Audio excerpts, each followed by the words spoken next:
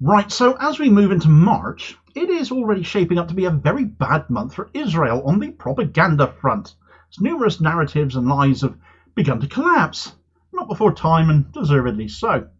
The UN have not bought into Israel's claims over the recent Flour Massacre, the Israeli claims concerning UNRWA are falling to bits. Even the BBC is now blaming Israel specifically for the deaths of journalists in Gaza, as well as making claims against them for manipulating video footage. Are we going to see a meaningful shift in support for Israel shortly? Well, with the US and Genocide Joe still unashamedly supporting them, that's unlikely, but more and more they will find themselves and Israel isolated and on the wrong side of global opinion. Right, so Israel having a bad time of it on the public relations front will be music to the ears of those of us calling out the atrocities in Gaza. It won't call a ceasefire, it won't save lives lost overnight as Israel continue their genocide in Gaza, but it will put more pressure on them as they continue to lose public support, and on those still supporting them, such as the US and UK governments. Let's start with UNRWA, the UN Relief and Works Agency for Palestinian Refugees, whose work in Gaza has for years been pretty much the difference between being able to survive there under Israeli occupation. Israel made unsubstantiated claims, you might recall, against this agency, who they hate because they support the Gazan people, amongst other Palestinians elsewhere. They made claims that UNRWA workers have aided Hamas in their actions on the night of October 7th, which were unsubstantiated, but their word, despite the many lies they had come out with over the last 5 months of genocide, the many times they have been widely debunked as lies already, were still good enough for some to withdraw their funding for UNRWA, which they rely on to exist. Well, it's been a month since these claims were made. The loss of funding from gullible nations, the US chiefly amongst them, their sap of a Secretary of State, Antony Blinken, on record as saying the evidence was high quality, despite also admitting he hadn't seen it, and Israel have failed to pony up that evidence, backing up this assertion a month on. They still have presented no evidence for their claims. UNRWA had already stated they likely weren't going to survive beyond the end of February because of this defunding. So Israel's word had been good enough to endanger the crucial work of this organisation. Now, some nations like Ireland or Spain increased their funding to help stave off UNRWA's demise, and kudos to them for doing that. The loss in revenue that UNRWA had experienced being close to $500 million worth of funding. That's not easily replaceable, though. And Israel, seeing itself being able to get away with lying time after time with impunity, saw an opportunity to rid itself of an agency they've wanted gone since it first came into being in 1949. Well, the UN obviously had to investigate this. It's an accusation that had been made against a UN agency, after all. So an investigation was opened up by the OIOS, the UN Office of Internal Oversight Services. And although they have the initial report from Israel, and although they claim the investigation here is ongoing, they've also admitted that they've had no actual evidence from Israel at all to support their own initial report, and as such, the EU have resumed UNRWA funding, having just sent €50 million, with a further €32 million to follow. Hopefully this means UNRWA will start to get back on its feet, and hopefully more countries will start to wake up to the fact that Israel has lied to them again, they've been taken for fools, and to stop being so easily fooled by them going forwards. It's going to become more and more inexcusable that funding doesn't resume, because no evidence is going to come from Israel, because clearly they haven't got any. UNRWA didn't collapse before their lies did. Fortunately. Let's hope it still doesn't go on to collapse, though. Let's come to the so-called Flour Massacre next. Aid trucks entering northern Gaza for the first time in a month should have been cause for celebration, as Israel finally facilitated aid to areas that have not seen any in a heck of a long time. A good thing. Except Israel ended up opening fire on desperate people trying to get to the aid, killing over 100 people and injuring as many as 1,000, depending on which source you read. Israel, of course, claimed these people died because of overcrowding and being trampled. A stampede, they called it. This has been readily found to be false, not least of which by the BBC.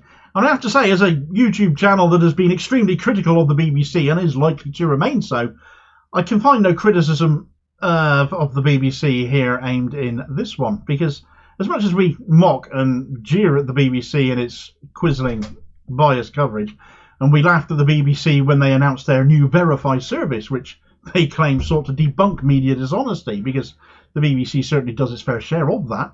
But even they, after analysing footage of this event, this massacre, Flour Massacre, obtained from Al Jazeera, they had to conclude that Israel was lying when they said people stampeded the aid convoy, and that only warning shots were fired. And as aerial drone footage showed, drone footage from the IDF no less, the direction of travel of the convoy versus motionless figures on the ground shows these were not people who came at the convoy, but were to the sides of it. Any stampede was caused by people fleeing gun and tank fire. Here's what BBC Verify actually said. We have examined exclusive Al Jazeera video filmed close to that second location at the rear of the convoy, about half a kilometre south of the roundabout. Volleys of gunfire can be heard and people are seen scrambling over lorries and ducking behind vehicles. Red tracer rounds can be seen in the sky. Mahmoud Awadea said the Israeli vehicles had started firing at people when the aid arrived. Israelis purposefully fired at the men. They were trying to get near the trucks that had the flour, he said. They were fired at directly and prevented people to come near those killed. There have been reports of casualties being taken to several hospitals. Dr. Mohammed Salah, interim hospital manager at Al Orda Hospital, where many of the dead and injured were taken, told the BBC, Al Orda Hospital received around 176 injured people. 142 of these cases are bullet injuries, and the rest are from the stampede and broken limbs in the upper and lower body parts. This was one of the single most damning massacres seen in the last 5 months. Inexcusable killing of people coming out for aid the perpetrators themselves were delivering. Was this all a ruse to just lure people out into the north they didn't want there to take them out? Well, I certainly find that a more believable thought, don't you? Prosecutors have to come in relation to this now, along with many other incidences there. But it wasn't just the BBC taking note of such findings, because so have the UN Security Council. On the 1st of March, they held a vote blaming Israel for that massacre, for the Flour Massacre. Every single UN Security Council member voted for that motion of condemnation. Even the UK voted to condemn Israel for this. But one nation, of course, voted against it and therefore vetoed it, because of course the US did that, didn't they? Israel must be protected at all costs according to the administration of Genocide Joe, and there is no shifting that it seems right now on that. It's a shameless exercise that'll see Biden shifted out of the White House before he ever blames Israel for a damn thing. Still, the US aside, it's another lie that has collapsed. Going back to the BBC, the CEO of the Beeb, Deborah Furness, in a show of solidarity with those journalists killed in Gaza, finally, it's about time they showed some of their now deceased colleagues abroad, killed for doing their jobs after all, killed despite wearing the word press blazoned across their bulletproof vests and flak jackets, because there has been a shambolic lack of that up until now. And she's signed a joint open letter on journalists in Gaza which reads, "We, the undersigned, stand united with Palestinian journalists in their call for safety, protection and the freedom to report. For nearly 5 months, journalists and media workers in Gaza, overwhelmingly the sole source of on-the-ground reporting from within the Palestinian territory, have been working in unprecedented conditions. At least 89 have been killed in the war, according to the Committee to Protect Journalists. More journalists than have ever been killed in a single country over an entire year. These journalists, on whom the international news media and the international community rely for information about the situation inside Gaza, continue to report despite grave personal risk. They continue despite the loss of family, friends and colleagues, the destruction of homes and offices, constant displacement, communications blackouts, and shortages of food and fuel. Journalists are civilians, and Israeli authorities must protect journalists as non-combatants according to international law. Those responsible for any violations of that long-standing protection should be held accountable. Attacks on journalists are also attacks on truth. We commit to championing the safety of journalists in Gaza, which is fundamental for the protection of press freedom everywhere." The letter has also been signed by the heads of other news organisations from around the world too, including ABC, CNN, Haaretz, Sky News, Financial Times, ITV News, Reuters, and more, some 50-odd signatories all told. Although the letter doesn't explicitly accuse Israel, it is very much Israel that does not want the world to know what is going on. The only side in this that has an incentive to gag the press. And as we've seen, this is happening in a lethal manner in unprecedented numbers. So the lies concerning UNRWA have fallen apart. The killing of journalists is being exposed and being widely condemned. And a food delivery massacre has very quickly been exposed as being Israel's fault as well. And condemned at the UN, even if the vote didn't pass, thanks to the US. More and more, those on the side of Israel are going to find it harder and harder to continue justifying their allegiance to the state committing the genocide.